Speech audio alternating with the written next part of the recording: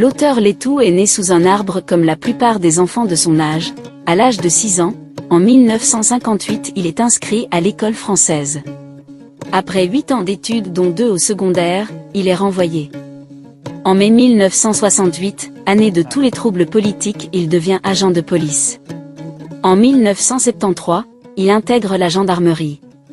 Successivement, il est commandant de compagnie de Kaedi, de Rosso et Tatar, commandant le groupe d'escadron d'escorte et de sécurité, chargé de la sécurité présidentielle, juge d'instruction près la Cour spéciale de justice, directeur du matériel, commandant le groupe d'escadron de maintien de l'ordre, directeur des études puis commandant de l'école de gendarmerie de Rosso.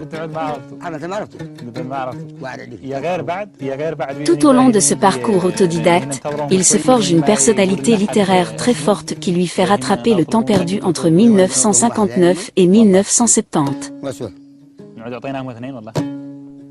Il finit en écrivain pour raconter dans un chef-d'œuvre littéraire autobiographique l'histoire d'un bédouin né adulte et qui n'est pas comme les autres.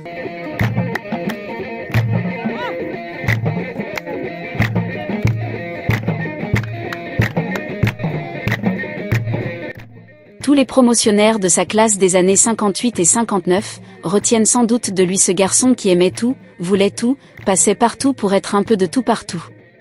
Celui qui, dans sa jeunesse donnait l'impression d'aimer beaucoup plus le ballon que le banc de l'école, avait toujours un regard tourné vers un objectif qui était encore flou dans sa petite tête d'écolier, un écolier qui avait eu dans sa promotion, des élèves qui seront tous plus tard d'éminents cadres compétents comme lui. Letou Ould Saïd, un garçon qui avait hérité son courage de son origine aristocratique, n'avait jamais eu peur de quoi que ce soit dans sa vie tressée d'événements.